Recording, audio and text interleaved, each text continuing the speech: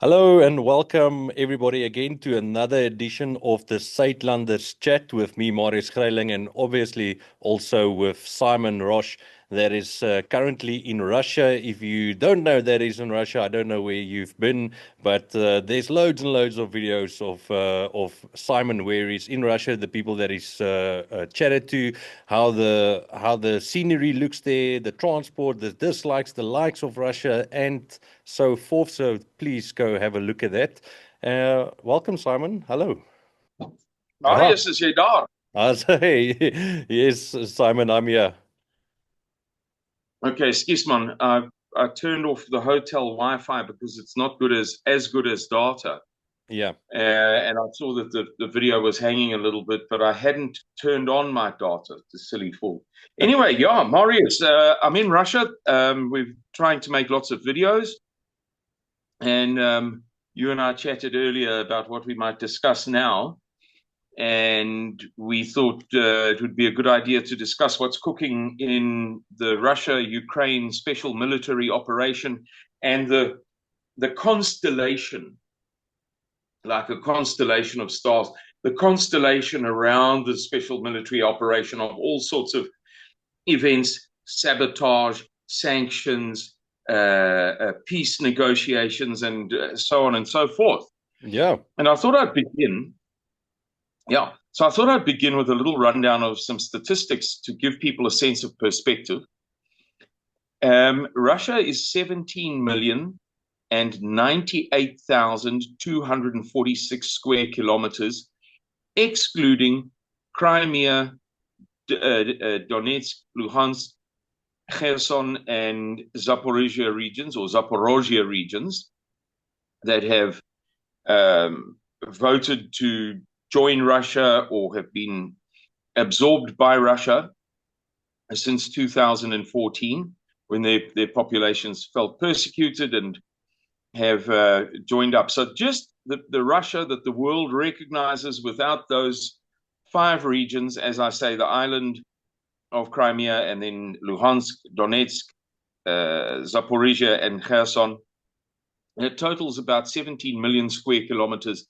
To give a sense of perspective, that would be about 16 times the size of South Africa, between 15 and 16 times the size of South Africa, and about 30 times the size of Texas, Sure.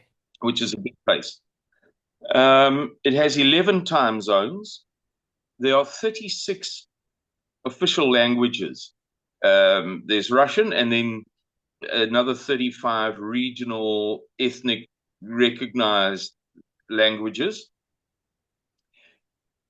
There is a population of 150 million people, just under 150 million, of which 72% are ethnic Russians. And then, of course, we've got all of these many little groups, at least 35 with their own recognized legal, lawful language, and some very small groups whose languages are not part of the Russian legal system, if you like. Russia is about 13% water. South Africa is between 2 and 3%, according to the Worldwide Fund for Nature.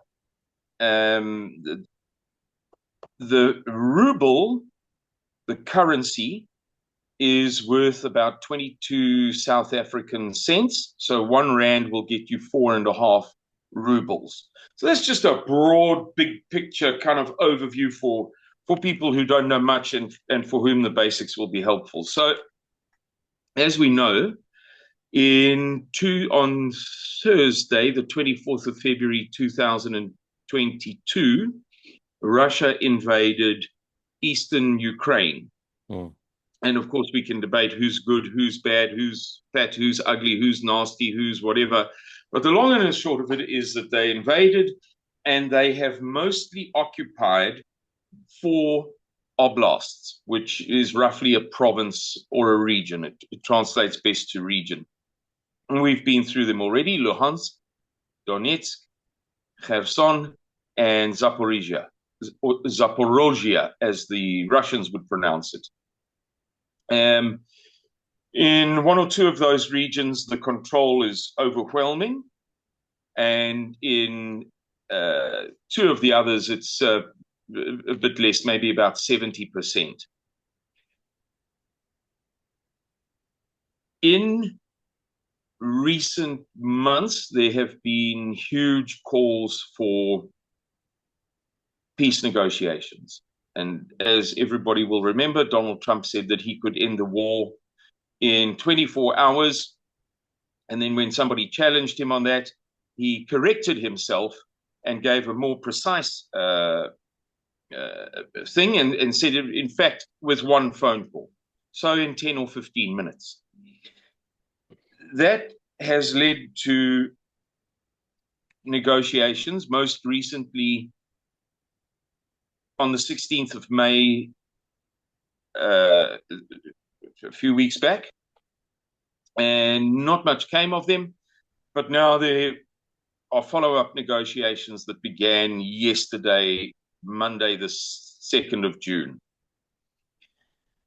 And the hot topic has been what the terms would be. So the idea was that the Ukrainians would come along and they would submit a memorandum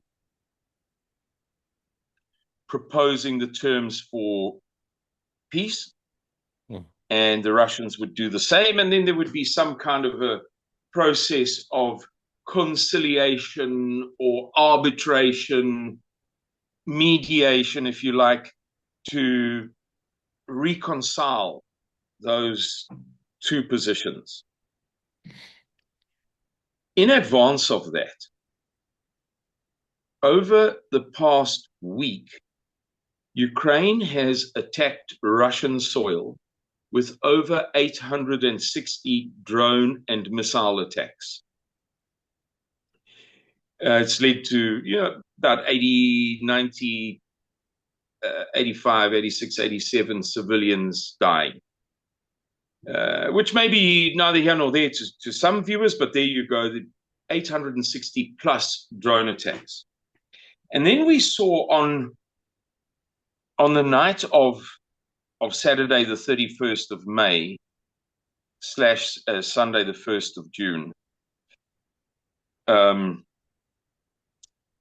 NATO and the Ukrainians launched what's known as Operation Web, attacking 4 air bases deep inside Russia. Sorry, this is the evening of Sunday, the 1st of June, my era, the evening of Sunday, the 1st of June.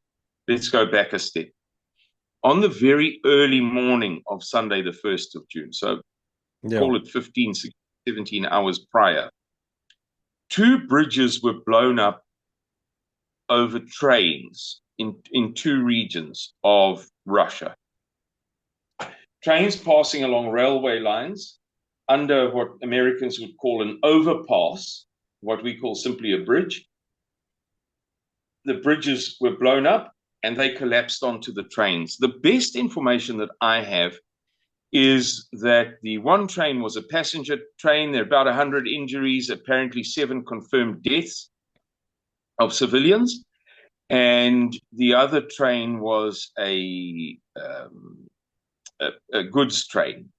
And there don't seem to be any recorded deaths. And in fact, we're not seeing any visual material, although I did see an announcement by what they call the investigative committee.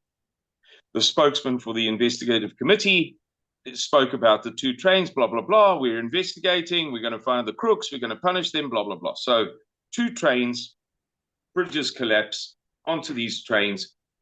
In the one case, there were trucks driving over the bridge, and there were injuries there too. Anyway, by the next day, those train lines were fully operational again. And as I say, on the evening of Sunday, the 1st of June, the NATO and Ukraine, the Ukrainian intelligence services known as the SBU, launched Operation Web, attacking 4 air bases deep inside Russia, apparently with drones from inside of trucks. So big trucks that had been driven from some place into Russia and parked, and with the backs of the trucks having remote control roofs. Press a button, it opens, and the drones are then by remote control initiated, and they fly up out of the truck into the air and attack a nearby airfield. So the trick to attacking these airfields, airports, whatever you want to call them, military air bases is probably the best term, was to get the trucks nearby and the drones only having to go a short distance to the air bases, rather than them flying right across Russia and being intercepted by Russian air defenses. And at least 8 planes were lost. At least 8 strategic bombers. 2 95 Bears, those are the ones with the counter-rotating propellers. They have 4 propeller mountings on the wings, and each mounting has 2 propellers going in opposite directions. And then 2 22 M3s, those are the upgraded, smaller Tupolev bombers, not the big white ones, not the white swans, as the Russians call them, the smaller ones, but also strategic bombers, not tactical bombers. But it's coming out that the probable number of planes wrecked is 14, and the Ukrainians, who don't have a reputation for telling the truth. I'm sorry to take sides here, but I, as you know, Marius, have followed this business for many hours a day, 6 days a week, since it began. And the proof of the pudding is in the eating. The simple reality is that the majority of claims made by the Ukrainians, claims as to advances, claims as to the number of people killed, claims as to this and that, tend to turn out to be false. Whereas the Russian Ministry of Defense, although people may hate them, have a solid track record of not being proven wrong, of not being successfully fact-checked. However, in this instance, the Ukrainians are making what seems to be a somewhat substantial claim that the number of planes severely damaged is 40. If you take strategic bombers, intermediate range bombers, fighter bombers, attack aircraft, reconnaissance aircraft, aircraft that were near another aircraft, and satellite footage shows that although the one was burned to a cinder, the second one also sustained very serious damage as a result of the fires. And the total runs to about 40. So the Russians are not happy. Obviously, for those 2 attacks to take place in the 2 days prior, or the day prior, if you like, to the negotiations in Istanbul, Turkey, is not winning friends. How does the very famous Dale Carnegie book go? How to Win Friends and Influence People. The Russians see it as an act of treachery. Now, I'll digress slightly and mention that today there was an attack by unmanned, we're hearing submersible vehicles on the famous Kerch Bridge, the Crimean Bridge between Crimea and the mainland. And apparently 1,000 kilograms of explosives, according to the Ukrainians, was placed at the base of one of the pylons of the bridge. So submarines came along, and they planted mines, if you like, at the base of this pylon. That's how it's described. And again, the Russians are feeling as if this is not the sort of thing that you do in the middle of negotiations. Yeah. This comes hot on the heels of the visit last week by Senator Lindsey Graham, the notorious neocon warhawk, who's always keen to send somebody's son to die in Iraq, Afghanistan, Libya, you name it. And his sidekick, Dick Blumenthal, Senator Dick Blumenthal, their visit to Ukraine last week, after which they said, Ukraine is not losing. Russia is not winning. They were all worked up, you know. Yeah. Just look at that. Over the past year, there's been hardly any movement. Now, anybody, I'm sure Arnold is going to do a very good job of producing this video with some live UA maps, as they're called, showing the Russian frontline movement. Anybody who's familiar with the story knows that the direct opposite is true, that Russia has done what Russia does. Russia is not renowned for broad, sweeping maneuvers that capture enormous amounts of territory, which they then annex, let's say, you know, as you have the region between France and Germany, which was German and then became French and then became German and then was lost in World War I and then was regained in World War II and then was lost again. The region in which Cologne or Köln finds itself.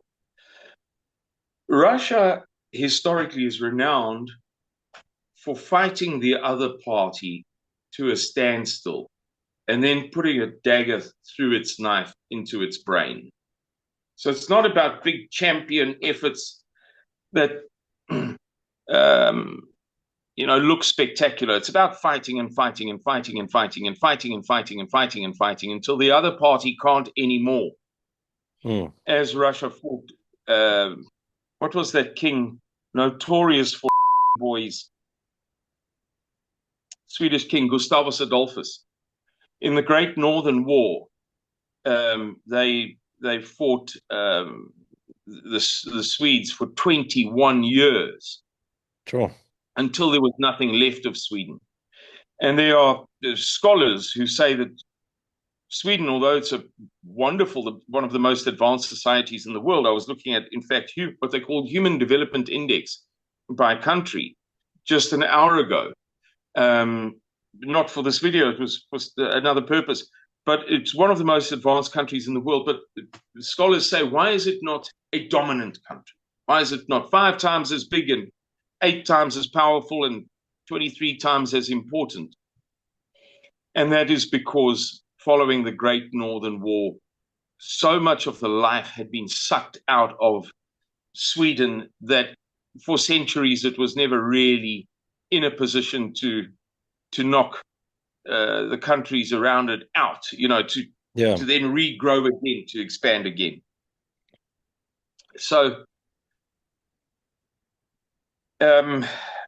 where was I? So there has been this slow, grinding destruction of the Ukrainians. And Lindsey Graham and Dick Blumenthal were really just resorting to absolute wishful thinking. I don't know if you've got any questions, Marius. Otherwise, I'm just going to go on with the notes that I made. I don't mind being interrupted at all. No. Go for it. I'm finding it very interesting. Later on, I'll ask maybe a couple of questions that or things brewing here in my head. But carry on, please, Simon. Just as an addition to what I've been saying, it's widely accepted by the top commentators, all of them, that Russia now has about 150,000 trained troops in reserve, waiting for a big summer offensive to take place. Summer officially begins on the 1st of June in Russia, if you like. So in June or July, late June, July, who knows, another huge mass of troops is going to join in this, the frontline pushes of the Russian armies. One of the reasons that the Russians have been able to aggregate such enormous forces is because they're quite generous in terms of signing up bonuses and what have you. All around this city in which I find myself now, Arkhangelsk, in the far north of Russia, there are advertisements, huge signboards, and it's on television and radio, you name it. Anybody signing up gets a $6,000 sign-up bonus and $6,000 a month to become a soldier in this war. Yeah, imagine earning 100 grand a month. Not bad money if you can make more than 100 grand a month, but let's say in terms of purchasing power parity, etc., let's be conservative. 100 grand a month. Not bad money if you can make it. Yeah. And that says, obviously, as a roof, as we used to say, roof in Afrikaans means scab in English. As a greenhorn or whatever word the viewers prefer for somebody who hasn't yet gone through basic training. So there's a lot of interest in Russia among young men. There are a lot of guys volunteering for the armed forces. Now, within the context, we're going to draw the threads of this conversation back together before too long. We've had in recent days the new German Chancellor Merz, who apparently is a little bit of a dimwit. I don't know how you get to be Chancellor if you don't have 4 master's degrees. Surely they don't let idiots into such positions. But apparently he's a bit of a dimwit. He wants to donate German Taurus missiles, long-range Taurus missiles, that can potentially carry a nuclear warhead. Now, it should be emphasized, no nuclear warheads for the Taurus missiles exist. But apparently, should somebody design according to the correct specifications, it is capable of carrying a nuclear warhead. It's important for viewers who are unfamiliar with this matter to understand that it is not possible for the Ukrainians to fly any drone onto Russian soil and strike a target, or be driven onto Russian soil, as with the trucks, and then fly onto nearby air bases without NATO dominance of the process. As you and I have discussed in the past, Marius, for those people who are ignorant of such things, and we can't all be experts in the same thing, so please, I'm not insulting anybody by saying ignorant, but for anybody who doesn't know, it's a simple fact that Ukraine does not possess the reconnaissance, the satellite reconnaissance resources, and the targeting resources, and the ability to operate the operational codes of the war material it gets from the West. So when the West gave Storm Shadow / Scalp missiles to Ukraine, and HIMARS, high mobility artillery and rocket system, and ATACMS missiles, Ukraine receives them. They're in a warehouse, right? Marius and Simorsky and Simorsky, the good Ukrainian guys going out to take the missiles out, missile battery, we're going to bomb the Russians. We set everything up, we've got the targets going, and Marius presses the red button and nothing happens. Such instruments of war are not like buying a revolver from a gun shop and putting 5 rounds in the chamber and pulling the trigger. Because they are so powerful and so deadly and what have you, all of those advanced weapon systems, all of them, even the mortar systems, the I forget the correct word, I'll think of it in a minute,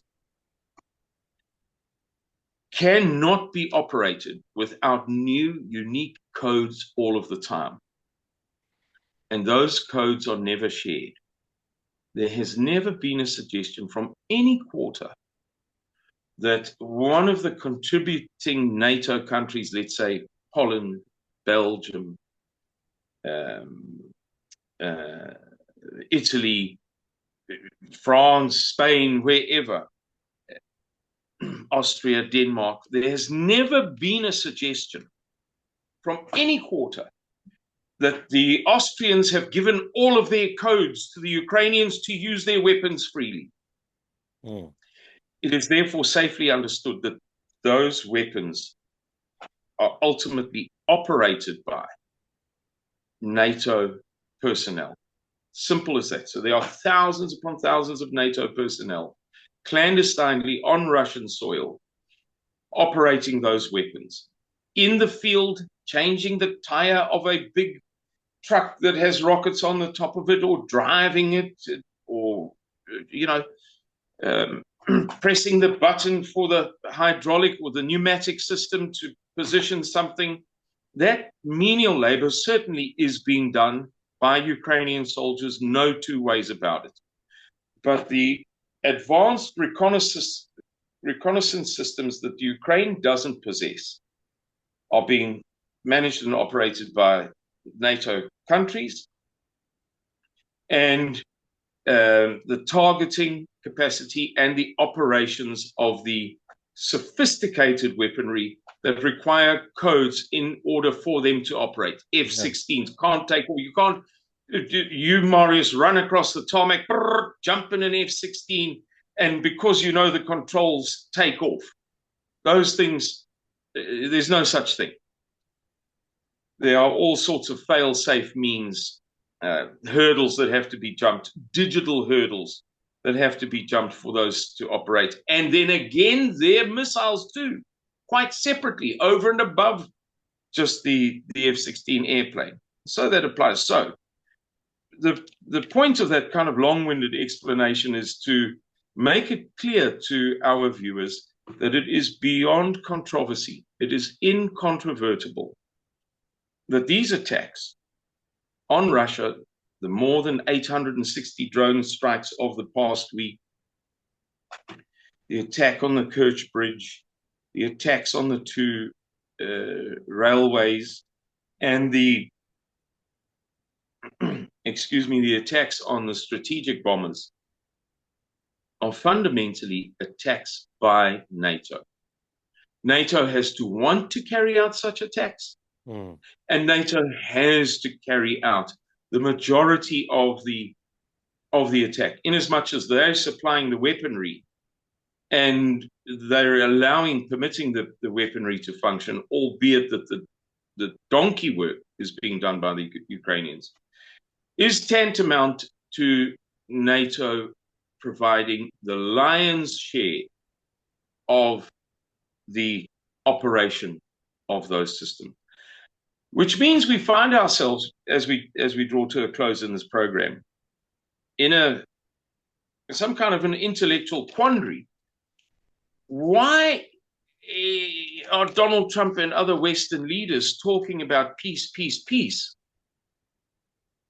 while being the chief instigators of events that would be disruptive to peace? I mean, if you and I belong to rival motorcycle gangs that had been having an ongoing war, and we decided, golly, this is getting out of hand, there are children involved now, there are women involved, we've paid a high price, our motorcycle gangs are now so attenuated by this conflict that a third motorcycle gang could come along at any moment and kick us out of our little drug dealing business and whatever else we might be involved in. We're now becoming vulnerable. So we say, well, let's have a peace chat before we don't have legs to stand on anymore, before there's nothing left of us. And in the week before the peace chat, you throw a Molotov cocktail at my house and you drive past and you shoot the windows out, what have you. That's counterproductive. Yeah. Therefore, I think that it's important for our viewers to appreciate, if they haven't begun to appreciate it already, over the past 2.5 years that this conflict has been raging, that this is a NATO conflict and NATO is not interested in peace. Yeah. That's why in the very week before the peace negotiations, you have these NATO attacks in the days before, and of course in the week before, over the 860 drones and the Kerch Bridge today, and Mertz offering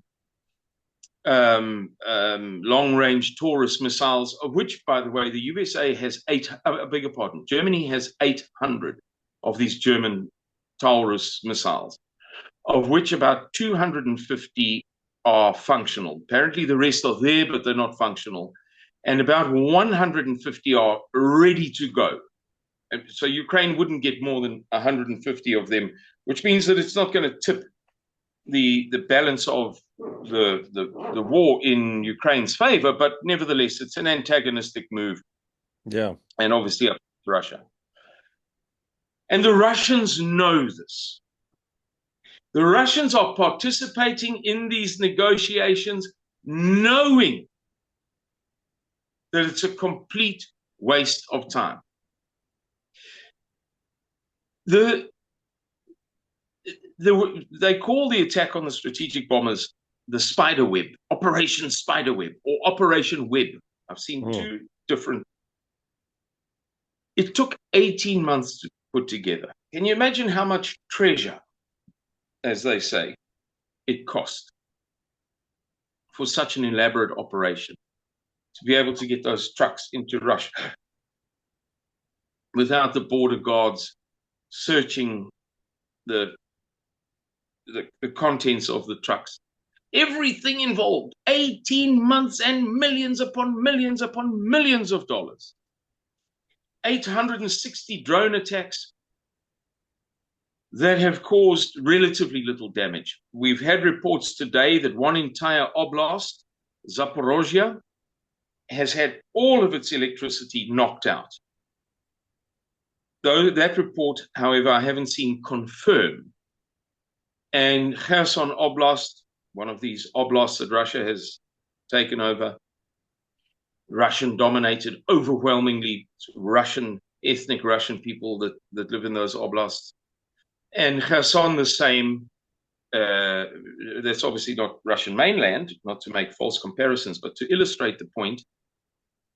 The attacks on the infrastructure in Kherson are such that about 100,000 people are without electricity.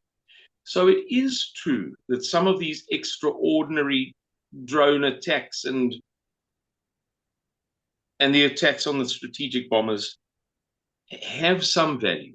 Yes, of course they do. They've knocked out $1 billion worth of bombers and other planes. But do they change anything? Is the cabbage worth the sauce, as you say in Afrikaans? And the majority of observers is saying, no, this is all about a pantomime.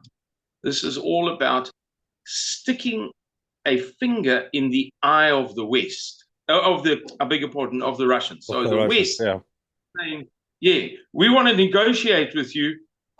Here's a Molotov cocktail on your front lawn, Simon, with love from Marius. Yeah.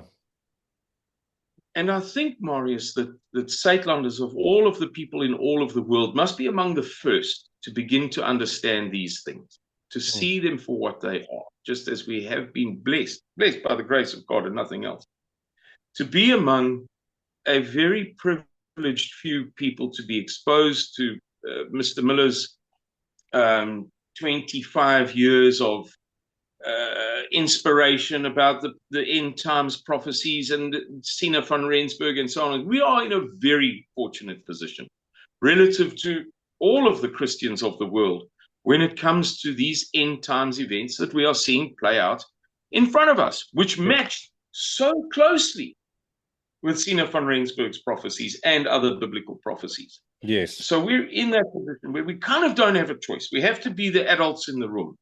Even if we're just ordinary workers, family men and women, middle class, lower class, ordinary blue collar Suidlanders members, no matter who we are, we have to be, if there's anybody in the world that can appreciate what's really going on, it has to be us. Yeah. Yeah, so I don't know. Hopefully people have found that little sermon about what's going on in Ukraine interesting, especially the conclusion. Yeah. Ultimately, we have to recognize that the peace negotiations are just hot air. It is just a kiddies pantomime being put on at a primary school. Pretend. Yeah. Simon, yeah, we're running out of time. I think we've got a couple of seconds left. Thanks once again. It was very interesting, and I do enjoy it. And we'll make a video soon again about maybe we can carry on. Yeah, hopefully we can make videos again tomorrow after I've gone on my missions.